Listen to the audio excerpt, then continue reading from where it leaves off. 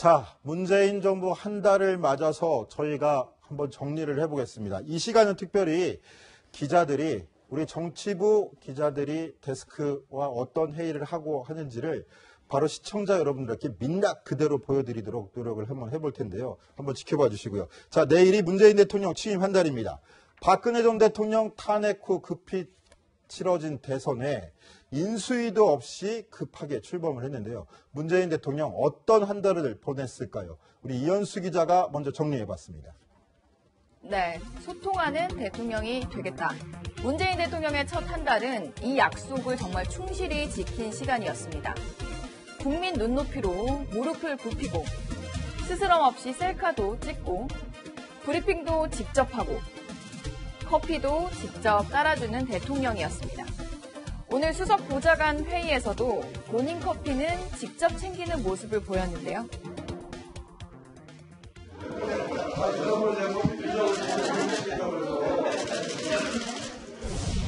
네, 소통 대통령이란 입소문에 청와대 분수대는 1인 시위의 메카라고 불릴 정도로 민원인들이 많아진 것도 달라진 모습입니다. 이런 변화의 바람이 국민들에게도 전해졌기 때문일까요? 코스피도 문 대통령을 반겼다는 이야기가 나옵니다. 사상 최고치를 경신하는 행진을 이어가면서 역대 처음으로 신임 대통령 취임 첫 달에 최고 수익률을 기록했습니다. 역대 대통령들은 모두 마이너스 때였거든요. 그러나 문재인 대통령도 피하지 못한 게 있었습니다. 바로 여소야대 현실입니다. 달달했던 허니문은 한 달을 고비로 꺾이는 분위기입니다. 문재인 정부가 이제 3통 정권에 들어섰다고 봅니다. 지지자들에 대해서는 소통이 아니라 쇼통 정권으로, 또 비판하는 여론에 대해서는 먹통 정권으로, 또 그 야당에 대해서는 불통 정권으로 변하고 있다는 말씀을 분명히 드리겠습니다. 한때 문재인 정부 인사는 상승 인사, 파격 인사로 국민의 호응을 받기도 했습니다만 대통령 스스로 약속한 5대 인사 원칙은 지켜지지 않았고 공직 후보자는 물론 청와대 참모 인사에서도 잡음이 끊이지 않고 있습니다. 네, 인사 난맥은 물론이고요. 국방부의 보고 누락 사실을 꼬집으면서 시작된 사드 논란도 득보다는 실이 많았다는 지적이 나오고 있습니다. 순차적인 진행 과정의 하나였던 사드 발사대 4기의 추가 반입을 문제 삼아 전국을 혼란에 빠뜨리고 미국에는 사드 철회는 없다고 장담을 하더니 이제는 환경영향 평가를 빌미로 해서 사드 배치를 한없이 미뤄도 상관없다는 식으로 하고 있습니다. 지금 청와대 태도는 그 저희를 의심받기에 딱 좋습니다. 네, 그래서 문재인 대통령의 한 달 이런 제목을 달아봤습니다. 파격의 한 달, 허니문은 끝났다.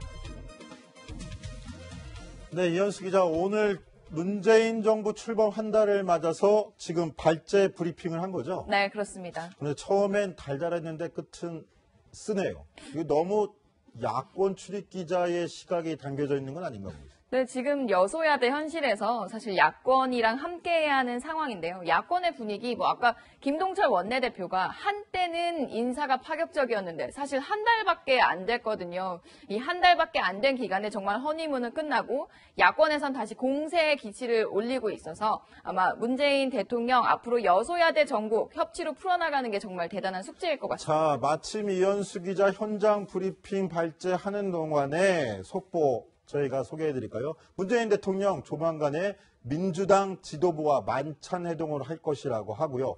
6월 12일, 요거부터 갈까요? 다음 주 국회 상임위원장들과도 회동을 할 예정이다. 이렇게 청와대가 밝혔습니다. 네. 또 6월 12일 국회에서 일자리 추경과 관련해서 시정연설을 직접 하겠다라고 그렇죠. 밝혔어요.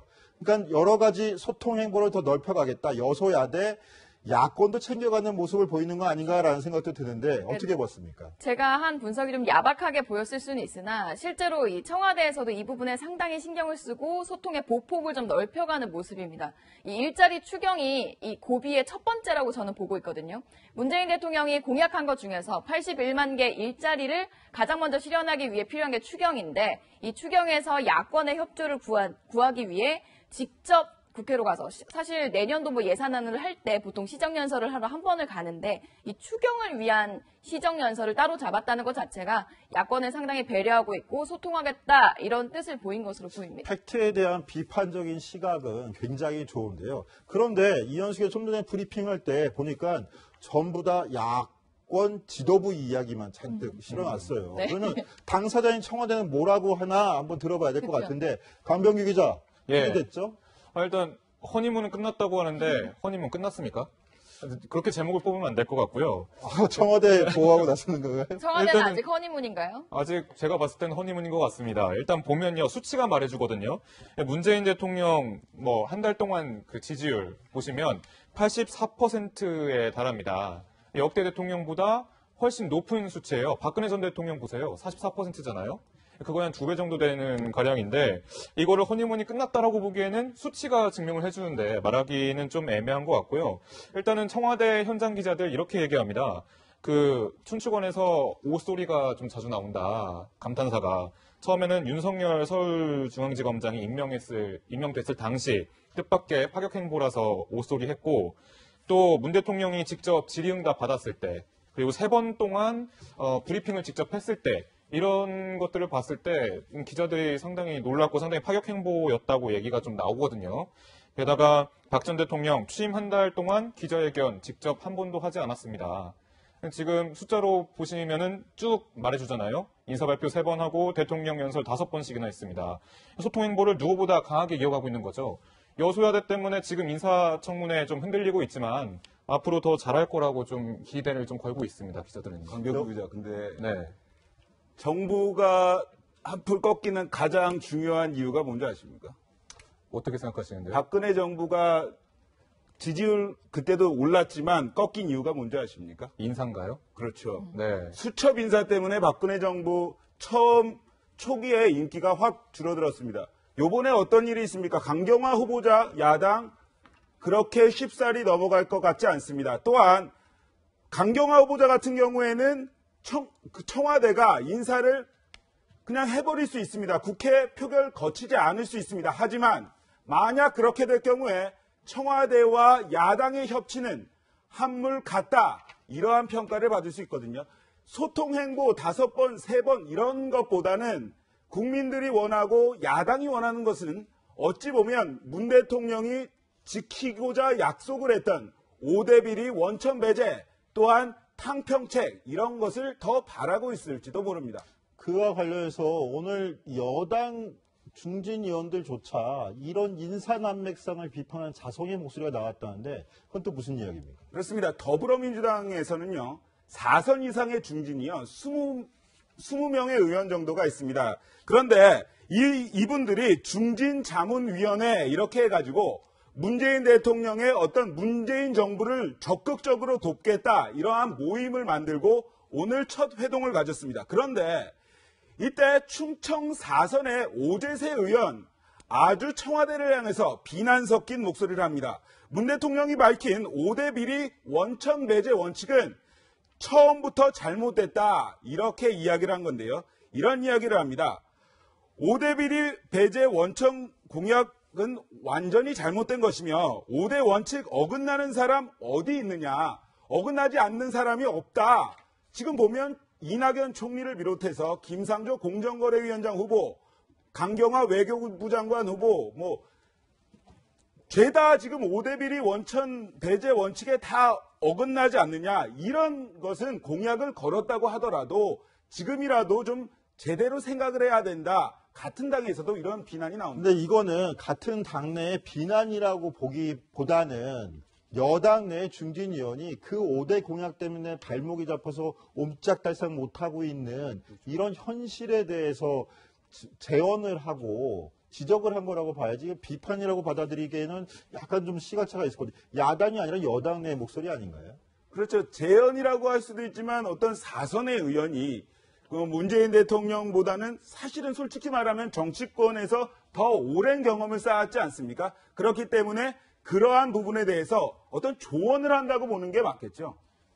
네, 뭐 사실 이 오재세 의원의 발언 외에도 이 당청 관계에 조금 삐그덕거리는 거 아니냐라는 관측이 나왔었는데 초반에 추미애 대표랑 뭐 임종석 비서실장 만날 때 분위기 좋았던 것 같은데 최근에 당청 관계는 어떤가요?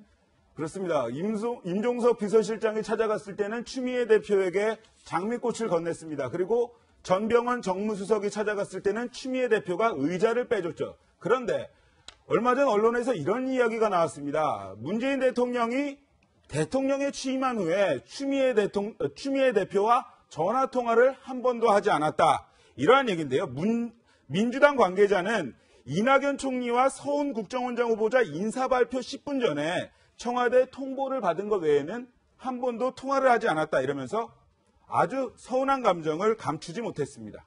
네, 그런데 이현수 기자, 이것도 한번 짚어봐야 될 것 같아요. 우리가 국내 정치만 얘기했는데 지금 사드 문제를 비롯해서 대북 정책에 대해서 굉장히 회의적인 이론도 많은데 그 부분은 어떻게 취재가 됐습니까? 지금 야권에서는 이 사드 보고 누락 사태를 너무 국제적인 문제로 키운 게 아니냐라고 비판을 제기하고 있습니다. 실제로 미국의 그때 문재인 대통령 만났던 딕더빈 민주당 상원 원내 총무가 이런 인터뷰를 했습니다. 사드 논란에 대해서 한국에서 벌어지는 논란 정말 이해를 하지 못하겠다. 그러면서 문 대통령이 북한을 억제하는데 미국보다 중국과 협력하는 게 더 낫다고 생각하는 것 같다라면서 사실상 한반도 대한민국이 미국이 아닌 중국에 쏠리고 있는 게 아니냐 이런 약간 우려 섞인 목소리가 나오고 있고요. 이런 부분에 대해서 뭐 바른정당, 국민의당, 자유한국당 모두 다 이 사드 대책에 대해서 이 청와대에서 진상을 제대로 조사를 해야 한다. 이런 부분을 왜 논란을 키운 건지 설명해야 한다고 얘기를 하고 있습니다. 자, 오늘 저희가